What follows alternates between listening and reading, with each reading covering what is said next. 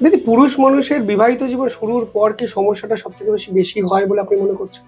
হ্যাঁ, মানে সবার কি হয় তাহলে তো পৃথিবীটাই থাকতো না। যে মন্দ যদি 43, ভালোর সংখ্যা এখনো 57 কিনা জানি না, তবে নিশ্চয়ই এখনো তো অনেক পুরুষ নারী ভালোভাবে আছেন, সংসার করছেন। কিন্তু সমস্যা না, এটা কিন্তু বলা যাবে না। কারণ বহু ছেলে আছেন যারা বিয়ের আগে চাকরিতে সমস্যার সমাধানে সম্মুখীন, যে পশ অ্যাক্ট, আপনি জানেন না কখন কর্পোরেটে সেক্সুয়াল হ্যারাসমেন্টে পাল্লা করে। কলেজে ছেলেপিলে, এই যে কলেজে লেকচার দিতে যাই, আমি বলি ওদের যে হয়তো গার্লফ্রেন্ড হলো, টিকলো না, ব্রেকআপ, হয়তো দিয়ে দিল বিবাহের প্রতিশ্রুতি দিয়ে সহবাস বা মলেস্টেশন, কিছুর একটা। আর ছেলেদের কিন্তু খুব প্রবলেম। আবার ওদিকে আপনার বাবার 75 বছর বয়স, আপনি জানেন না তিনি মানে নিরাপদ কিনা। আপনার পাশের বাড়ির ভদ্রমহিলা হয়তো আপনাদের একটা সাধারণ গাছের ফুল নিয়ে ঝামেলা হচ্ছে, জল নিয়ে ঝামেলা হচ্ছে, দিয়ে দিলেন আপনার বাবার নামে। কাজে আগে ছিল না, পূর্বে মেয়ে উড়বে ছাই তবে মেয়ের গুণ গাই, এখন কিন্তু পূর্বে পুরুষ উড়বে ছাই তবে পুরুষের গুণ গাই। কারণ পুরুষের কিন্তু প্রায় জন্ম থেকে মৃত্যু সে যে কোনো সময় মামলা খেতে পারে। কারণ আজকাল তো এগুলো খুবই ব্যবহৃত হয় আপনার এই বাড়ির ঝামেলায়, বাড়ির ঝগড়ায়, সম্পত্তির ঝামেলায়। প্রচুর বয়স্ক পুরুষ, 80 বছরের পুরুষ স্ট্রেচারে করে নিয়ে যেতে হচ্ছে সাক্ষী দিতে, এরকমও তো আমাদের কাছে উদাহরণ আছে। আবার অল্প বয়সী বাচ্চা ছেলেদেরকেও এর মধ্যে ঢুকিয়ে দেওয়া হচ্ছে, 12-14 বছরের বাচ্চাকে। আকছার তো আসে যে সে নাকি টিচারের শ্লীলতাহানি করেছে, এরকম। কাজে ওরম ভাবে কিছু বলা যায় না। তবে বিবাহিত জীবনের পরে ব্যাপারটা কি অন্যরকম হয়ে যায়। আর হয়তো একটি ছেলে বিয়ে করেছে, তার বউ যদি তার দেওরকেও তো এরকম মামলা দিতে পারে। সেটা মুশকিলটা হচ্ছে বিয়ের পরে যে মামলাগুলো হলো, হয়তো যেটা আজকে বিএনএস 85, 86, এগুলোতে তার স্বামীর কিন্তু আর তখন ওটা নন বেলেবেল বা জেলের অফেন্স থাকছে না। কিন্তু দেওরকে যদি একবার শ্লীলতাহানি বা রেপ কেস, বা শ্বশুরকে দিয়ে দেয় রেপ কেস, সেগুলো কিন্তু সব নন বেলেবেল এবং জেলে ঢোকার মামলা হয়ে গেল। এগুলো খুব চিন্তার বিষয়। এগুলো না খুব বুঝে শুনে চলে। এই জন্য বারবার সবাইকে একটা কথা বলছি যে অ্যাওয়ারনেসের বড় অভাব। পড়াশোনাটা কিন্তু একটু করতে হবে, জেনে নিতে হবে যে এই যে কোন লগুলো মেয়েদের জন্য আছে এবং তার মিসইউজটা কি কি হতে পারে। এটা খুব জরুরি, খুবই জরুরি। বিয়ে করার আগে ছেলেদের কোন কোন বিষয় মাথায় রাখা উচিত, অন্তত এই এই লজের ব্যাপারটা তো ডেফিনেটলি মাথায় রাখা উচিত। শুধু ছেলেদের নয়, ছেলের এন্টায়ার ছেলের বাড়ি, ছেলের মাকে জানতে হবে যে কি কি হতে পারে। কারণ ওনার উপরেও তো যে কোনো কিছু হতে পারে, ছেলের দিদিদের জানতে হতে পারে, সবাইকে, মানে এন্টায়ার পুরুষ মানুষের বাড়ির জেনে রাখা উচিত যে ভাই, বউ ভালো হলে ভালো, বউ খারাপ হলে কিন্তু এগুলো আমাদের উপর হতে পারে। আরো ছেলেদের কতগুলো পরামর্শ দেবো। এই আজকালকার ছেলেদের দেখি তো বিবাহ মানে সঙ্গীত, রিসেপশন, এই সমস্ত করে পার্সোনাল ইএমআই নিয়ে আজকাল একটা অ্যাডভার্টাইজমেন্ট হচ্ছে দেখছি, যে হানিমুনে যাওয়ার জন্য পার্সোনাল লোন নিয়ে ইএমআই। এইসব যে জিনিসগুলো না, এগুলো করার আগে 10 বার ছেলেদের ভাবা উচিত। এবং এগুলো না অনেক সময় পরিবারের লোকও জানেন না।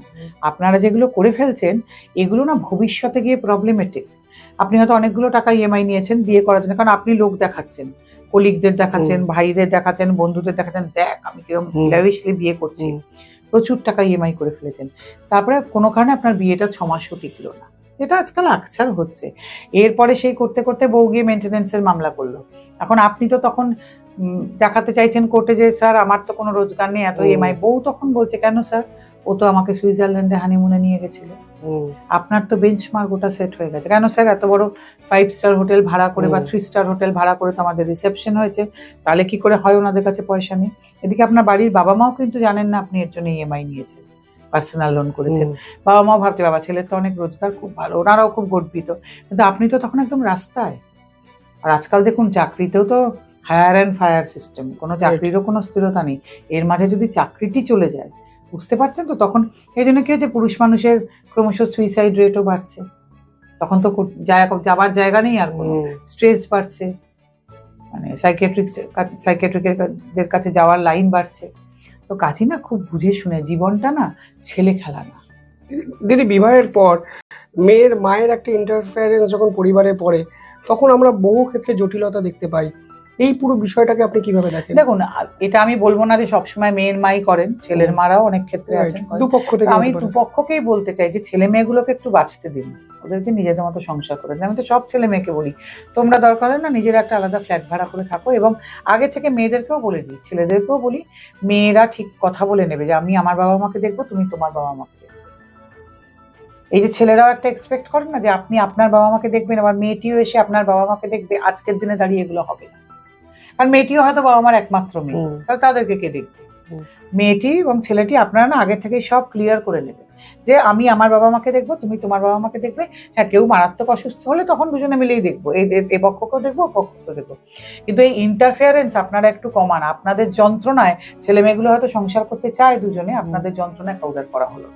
আপনারা ছেলে মেয়েকে জিজ্ঞাসাও করেন না, সেই সাত পাকে বাঁধা। এই সুদীপ্তা সেন বলেছিলেন না, সেদিনও দেখছিলাম একটা ক্লিপিং এসছে, মা তুমি আর প্লিজ এখানে এসো না, তুমি আর এত আমার সংসার গুছিয়ে দিও না। কোথাও কি আপনার কি মনে হয় যে ছেলেদের জীবনটা বিবাহ পরবর্তী যুগে একটু বেশি জটিল হয়ে যায়? অবশ্যই, আজকাল তো আরো বেশি হচ্ছে বরং আগের থেকে, কারণ ওই একটি ছেলে একটি মেয়ে, কেউ ছাড়তে পারছেন না ছেলে মেয়েকে। আর ছেলে মেয়ে করে তো জীবন কাটিয়েছেন আপনারা। ছেলেদের এই ক্লাসে নিয়ে যাচ্ছেন, ওই ক্লাসে নিয়ে যাচ্ছেন, মেয়েদেরকেও তাই ভাবছেন এবার ওরা তো আমাদের চলে গেল বিয়ে হয়ে, এবার আমাদের জীবনটা কি হবে, আমরা কি নিয়ে থাকবো। যতদিন নাতি নাতনি না হচ্ছে, আবার নাতি নাতনি হলেও তাই। এই মেয়ের মা তো ওই বাচ্চাকে নিজের কাছেই রাখছেন, ছেলের মাও তাই চেষ্টা করছেন। এবারে মানে ছেলে মেয়েগুলোর জীবন একদম অস্থির করে দিচ্ছে। এই নিয়ে তো পোস্ত সিনেমাটা একবার দেখেছিলেন না? আচ্ছা, মামলা করে ফেলছে নাতিকে দিতে হবে বলে। তো এই সবকিছু মিলিয়ে না একটা জটিল অবস্থা। কিন্তু আমার মনে হয় সবার না সবাইকে স্পেস দেওয়া উচিত।